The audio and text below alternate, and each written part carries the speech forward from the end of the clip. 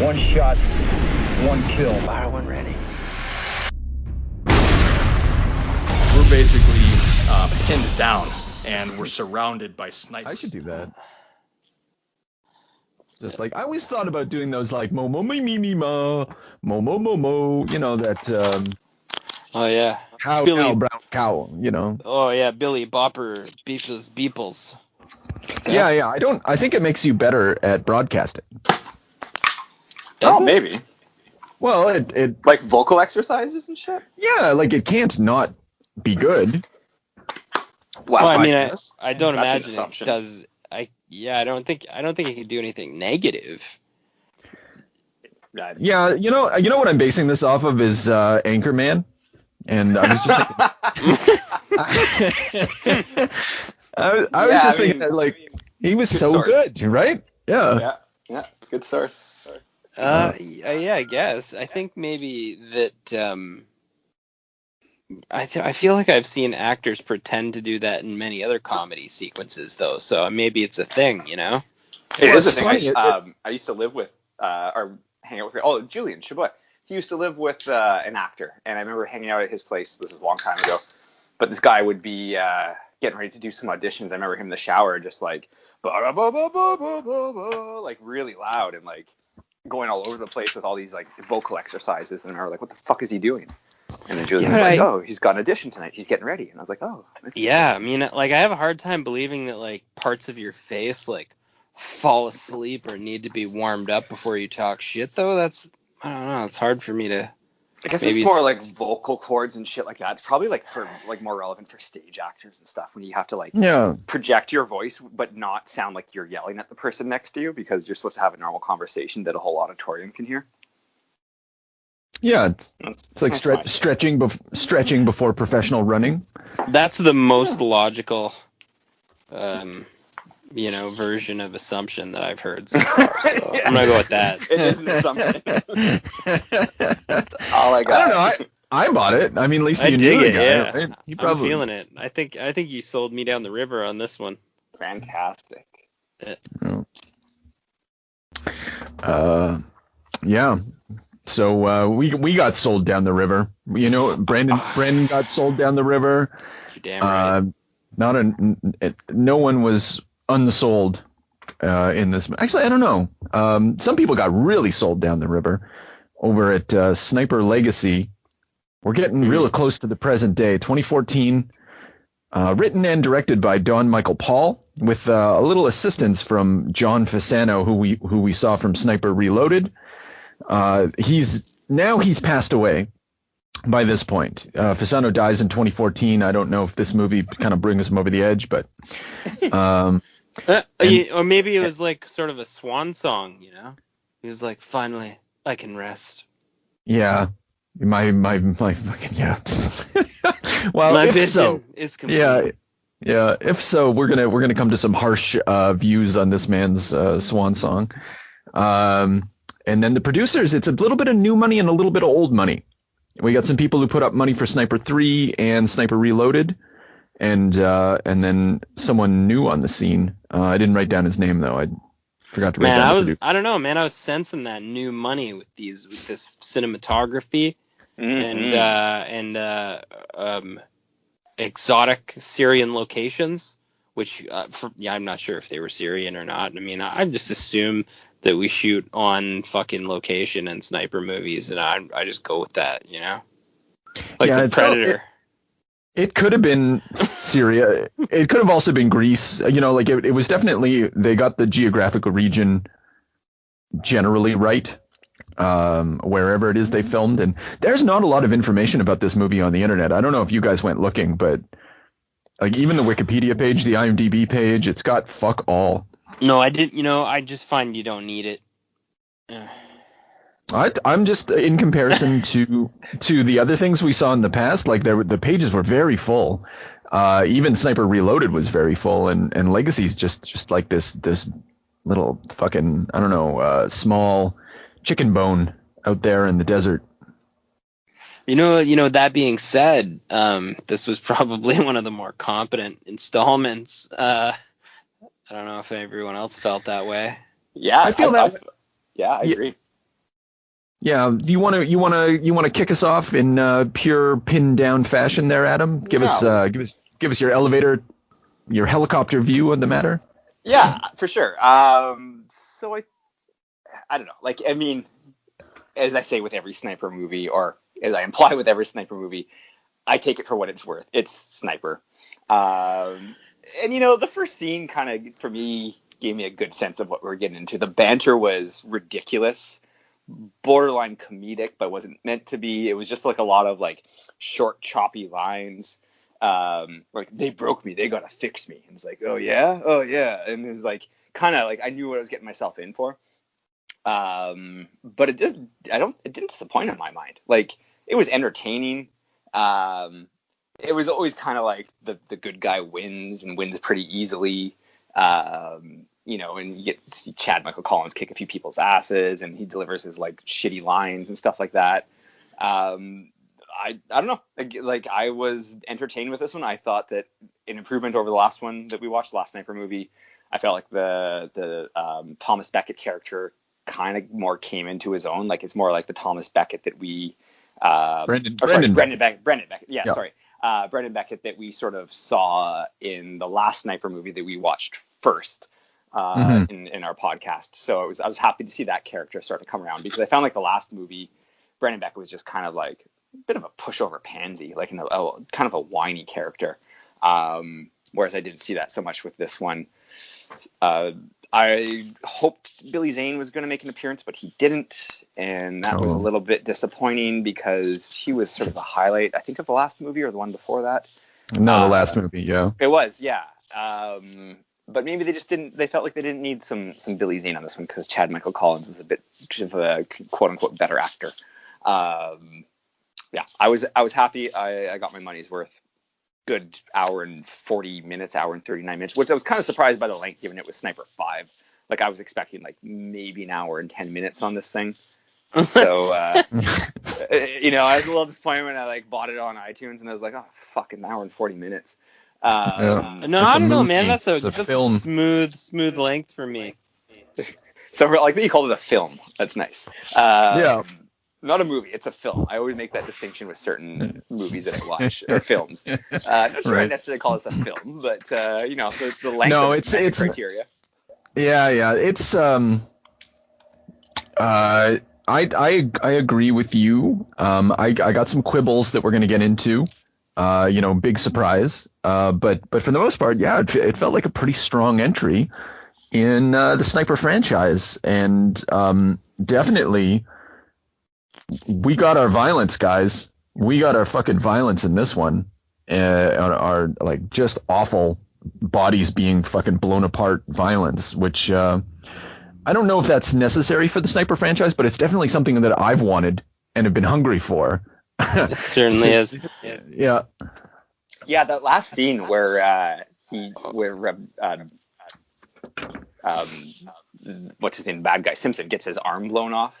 And then, like, the back of his head just disappears after. It was like, oh, that was good to see. That was realistic. Oh, man, like, well, I mean, we've been, I don't know if we talked about this before, but I'm sure we have. But if I'm talking about a sniper and I'm having sniper fantasy conversations, I like to think about hitting each other with 50 caliber bullets.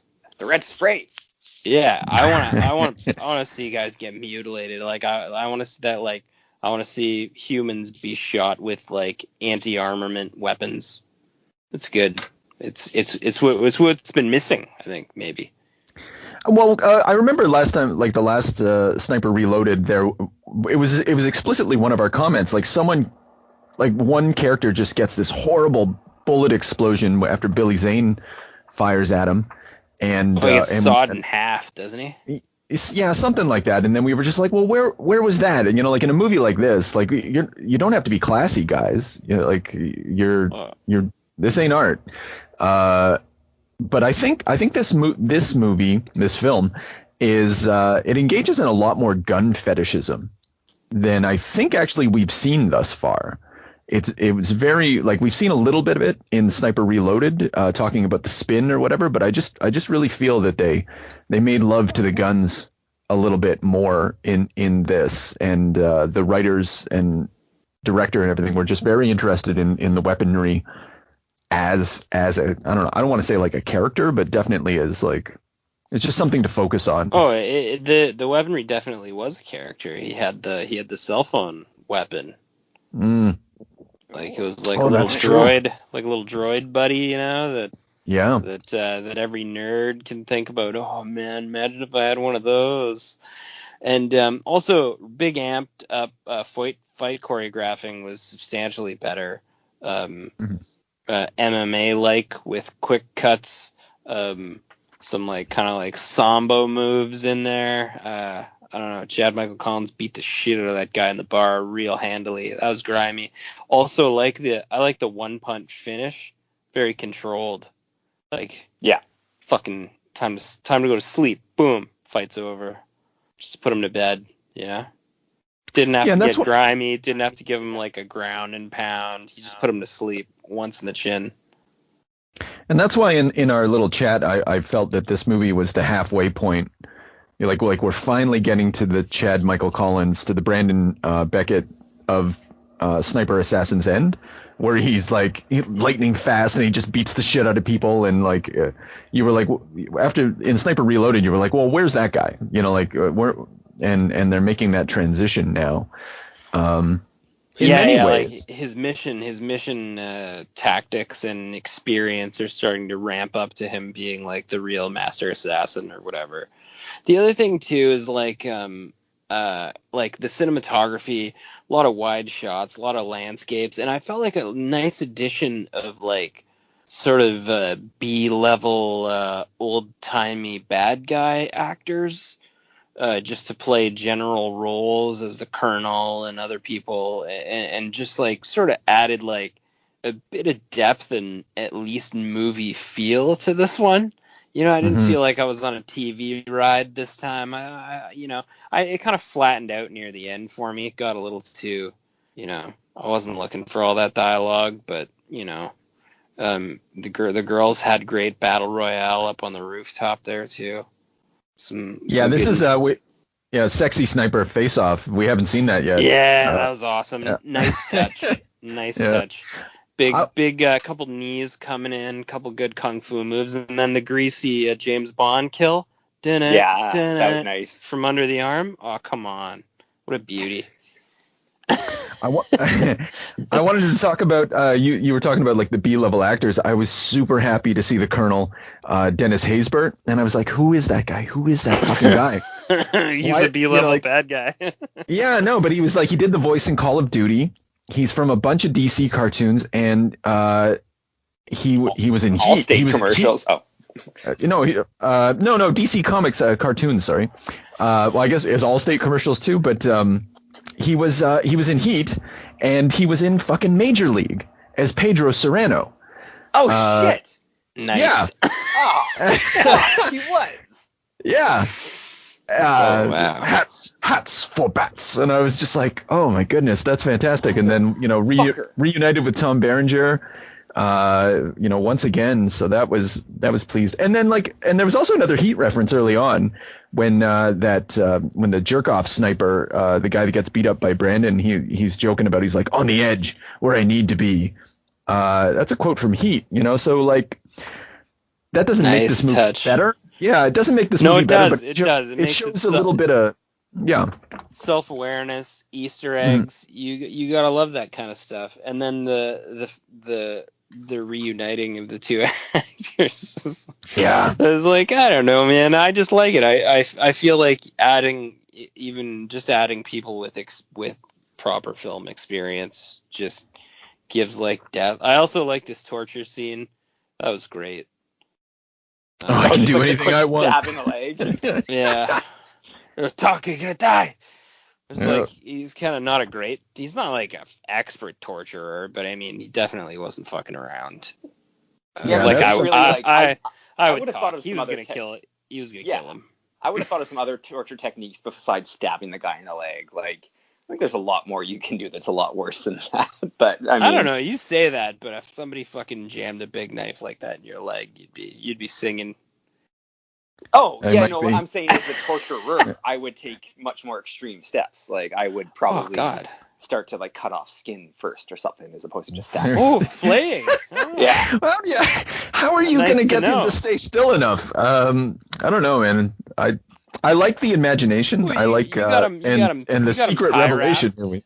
Yeah. Okay, yeah. I mean, you got him tie wrapped. You just sort of hold him down with your boot and do like a crude flaying. Or just It'd be pretty bad. I was going to go into details, but we don't have to go down this rabbit hole. Well, you know, I was like thinking maybe like Takashi Miike. That what were you going to say, James? Well, I was gonna say, like, I thought you were gonna go to like maybe cutting off the fingers or something, but fingers. Oh, you know what? That would have fine. Like, oh no, actually, that would have been thematic. That would have been a cool callback. Maybe not a cool callback, but it would have been. It could have been something they did, but they were too cowardly. They just resorted to the fucking knife in the leg. Fasano saw the Grim Reaper coming and wanted to wrap it up. So yeah. well. I love the like Bullet Phase. I love that the guy's name is Bullet Phase. And that actor's kind of charming. I didn't write down his name. And then I just wrote down some quotes from that other fucking guy, like the guy that ends up being bait. We will be there to say hello and fuck them up. Stay out of the fatal tunnel. You know, this is a goat fuck, yeah. Just that really like really Is like the abrasive ginger guy? fella. Yeah. The guy that ends up, like they put surveillance up and they kind of like they just put him forward as bait for the sniper that they're trying to catch, and he's just really loud and fucking obnoxious, and I just loved his swearing. He was not a great actor. He was kind of a ham actor, but I was like, this is great. More of that guy, please. More of this. Did anyone else take in the fact that like Simpson beat the shit out of guns there, like handily, like twice in a row? No, I don't think I kept the scoreboard on that one. Like Beckett? Like Brendan Beckett? He beat the dog shit out of Beckett and then bitch slapped him with his own rifle and left him there till his dad found him. And then had like another final showdown at the end where he just like beat the dog shit out of him again. And then ended up with the only weapon out in the fighting field. When you explain it like that, like, and then his dad found him, it's like kind of a bit more pathetic sounding. And his dad saves him. Yeah.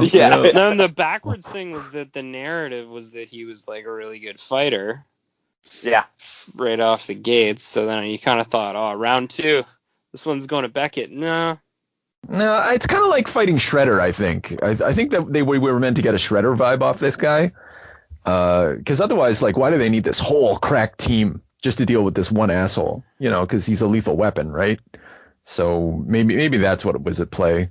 I'm making excuses for the script. But for a second, the script turned into like a buddy comedy where I thought, oh my god, it's gonna be Beckett and his dad. It's like awkward and weird. Then it like turned into like Avengers Assemble. It was like the sniper masters, and then it like ended with like fucking Beckett. God. I like how none of them could actually make the shot though too. Like it was when they were on the hillside in Greece. It was just like he's out of range, and it's like he's on the ridge. Fucking like, one shot, one kill, and they're fucking just peppering. Like, no one's with their snipers. Yes. Pop. Nobody could hit shit. And I was like, what the fuck? Yeah, that was. The guy's like, first of all, the guy's like 47 years old too. Like, fuck, he's gonna run away from you on a rock face? Not really. Yeah. The whole thing's kind of dumb. Like, but it's a fucking Sniper 5. It was still awesome. I mean. Yeah. The okay, so I'm time to get to a quibble. Brass tacks. Time to get down to brass tacks, gentlemen. The Beckett, the Thomas Beckett that we saw in this film was not Thomas Beckett. This was a completely different character. No, this was Mickey Rourke. Oh no! Well, yeah, I see what you. No, but even that, like this, I think I genuinely, despite this movie's narrative connection to Sniper Reloaded, this movie is, for all intents and purposes, a reboot in my eyes. Because Brendan, I almost called him Brendan Fraser. Brendan Beckett's very different in this movie. He's not, well, to me, he seemed a very different. But Thomas Beckett is just completely different. He's not aggressive. He's not swearing all the time. He's not frustrated with people. He's calm. He's friendly, smiles to people. He's kind of smooth. He talks to the CIA guy. And all of his stories are just kind of like, there's no hurt or anger behind them. He's just kind of like he's like, I've been dead before. And you're just like, I don't know. It's very matter of fact. And he's just sort of like, well, yeah, I like fishing. It's a good point, Somerville. I didn't think about it like that, but yeah, it's not the same character at all. It's not that like disgust with like his comrades and the government and just being like, I'll show you how to do the job, and like the normal Thomas Beckett that we're used to, right? Like this disdain for authority. This is Tom Baron, just payday character. It is much more in line with the Thomas Beckett that we see in Sniper Assassin's End, though. Yeah. Yes. So this this feels like a well, yeah, I already said it, like a reboot. It's the difference between no, this is going to be a bad analogy. I was going to say it was like Batman Begins, but it's not like that at all in any reasonable respect. But that's all. I just kind of wanted to point that out, and it just seems to me that we've entered into yet another universe. Like the Sniper franchise is so malleable, and people keep showing up for love of the actors, I think, and then love of sniping. And then they don't, like even us, we just like, as long as if you squint, it doesn't look too different, we're okay. Because even this one doesn't even have much of a thematic connection to previous movies. I'm willing to be wrong about that, but I don't. I was like, because normally it's about survivor's guilt or something like that, or I guess there's the father thing in this, but there's a little bit in there in this movie about like the sniper narrative that sort of carries on throughout this whole franchise.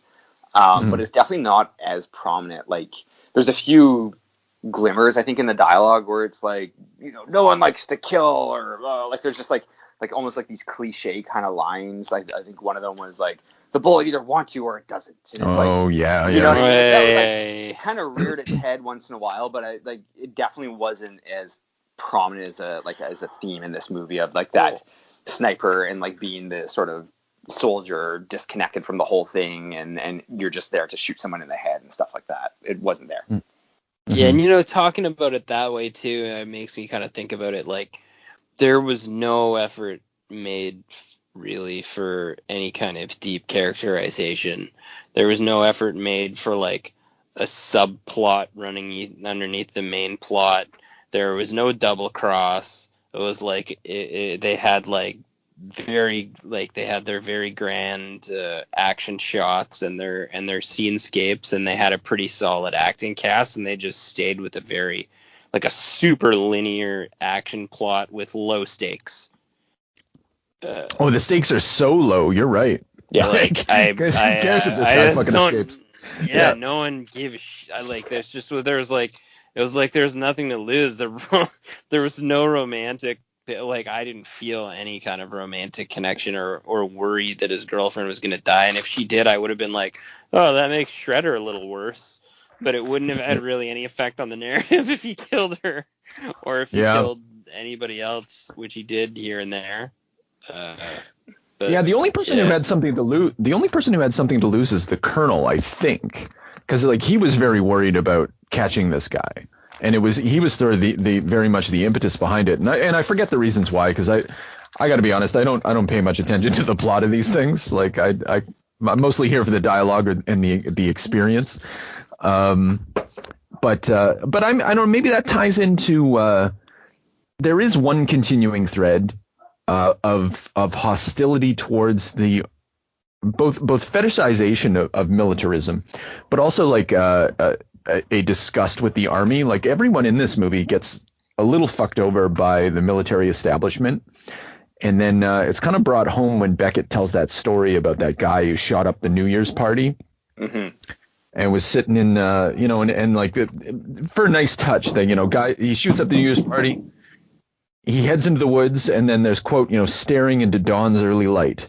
And then he ate his gun, and there's something like critical about patriotism in that, or at least how patriotism is betrayed by an army that doesn't address post-traumatic stress disorder. And I think that was kind of stated explicitly. That's a little thing, like a little jab, a little message in this one. And I think that might carry through throughout the Sniper franchise. So, yeah. Yeah, I just felt like it wasn't like that. Just there wasn't, you didn't have any flashbacks. You didn't when did you even meet Simpson? When he was kneeling in the sand and he made a greasy shot at Beckett. Oh, it was really the I think one of the first scenes when he's on that sort of wintry rooftop. Yeah.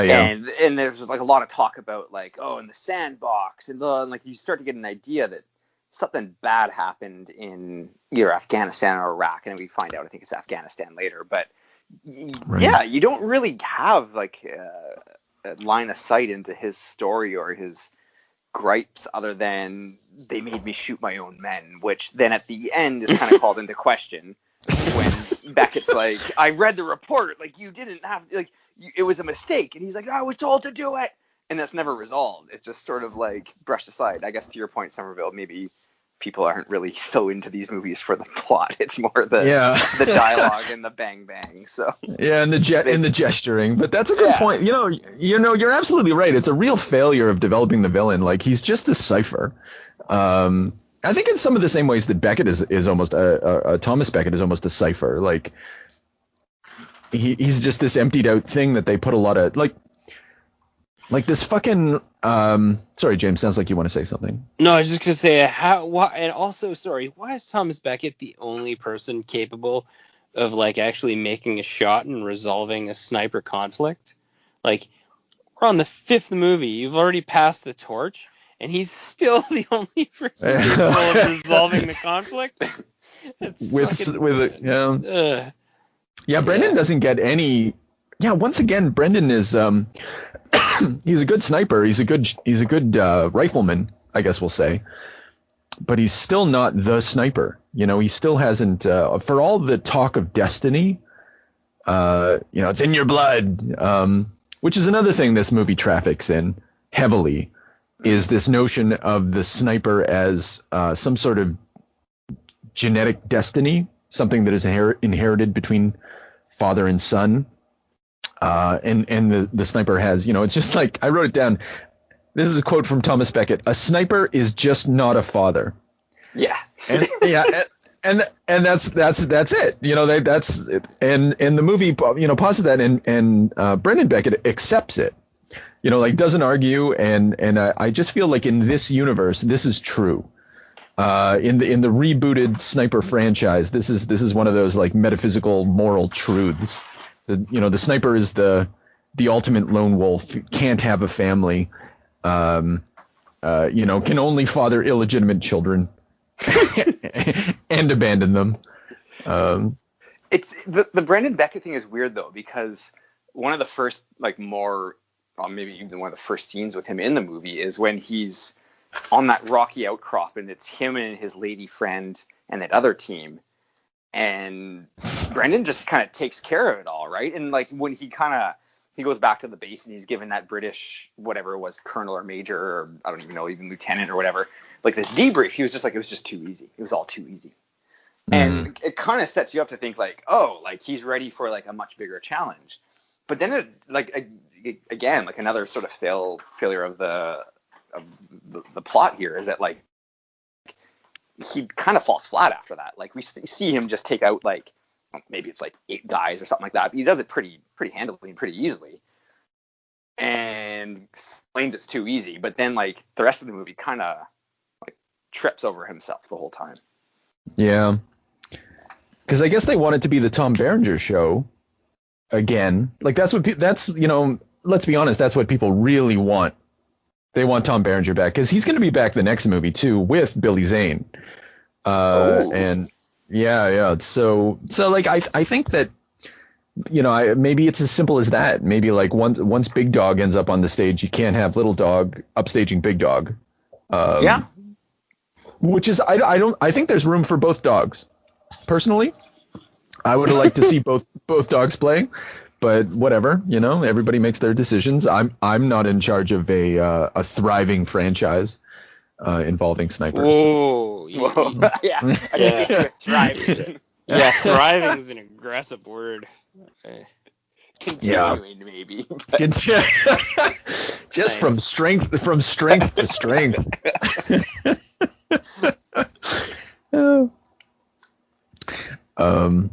Honestly, how they even managed to scrunch together a budget to even anyone have intel on the budget for this? Yeah, how the fuck you flew a camera over to Greece and managed to get some fucking helicopter shots and landscape shots and hire like 12 guys that were pretty good at their craft to begin with? I'm shocked. But yeah, I thought about that too. Like a lot of those shots were kind of unnecessary. It's like, here's 5 seconds of rocky outcrops in the ocean. I'm like, that's cool. Like, but I did like it though. Like it felt like Miami Vice or some shit. It was. It's very satisfying. I was, and it's unusual for one of these sniper movies. You don't often get beautiful. You don't get water landscapes. It's a lot of jungle, and just a lot of bush, right? Yeah, I can't say that your average sniper viewer is in it for the vistas. So. But think how happy we are, guys. Like, let's be honest. We're the typical sniper viewers, Like our experience is totally simpatico, I think, with Boys, listen to this. Domestic DVD sales, 547,000. That's sweet. That's not bad. I don't think you need a lot of money for this movie. So apparently not. Actually, you know what? That's not a lot of money. It's actually not it's not a lot. Not really easy to find. No, for that that's terrible. I mean, I guess it's like a straight to video sort of fucking special, but is it on like? I was wondering because previously these things were on HBO. Like early HBO had Sniper 2 and 3, I believe, and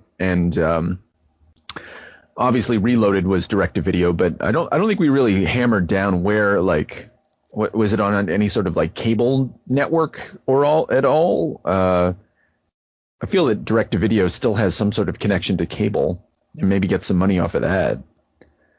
Back when cable was a thing. There's actually like no information about the actual budget. There's no information about this movie at all. It's weird. Yeah, it's like a negative space in the internet. I gotta reach out to some people. Wouldn't it be great to interview Don Michael Paul? He'd be so pissed off if we reached out to him. I'd love to interview anybody. I mean, who's the worst fucking character in any of these? How about the guy that got beat up at the bar? And actually, his career took off. There we go. We could reach out to Mercedes Mason, who, as Adam says, his lady friend. I think I would assume that Mercedes would turn us down for an interview. I don't really want to talk to her. I don't feel that she's going to give us the straight dope that we need. We need to know where the money's coming from and where this shit's being distributed. It's fine. She probably doesn't want to talk to us either. Yeah, that's We're 3 guys that would like to talk to you about the sniper movie in 2014. Well, let's call this guy. We can get a hold of this guy probably for sure. Asanoff. He worked on Jason Bourne in 2016, and he is a bodyguard in some other movie. And he was a Syrian cop.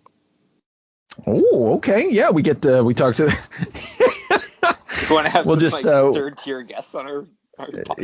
Yeah. He's a 4th degree black belt in Taekwondo. He could tell us all kinds of shit. Oh, what a boring conversation that would like. That's the worst part. Actually, an interview would be hilarious, but at the same time, like, what if it went bad and you're just kind of making that'd be even better. Some small talk.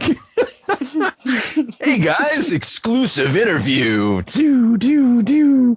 Yeah. Well, now what was it like getting your ass beat by fucking Matt Damon?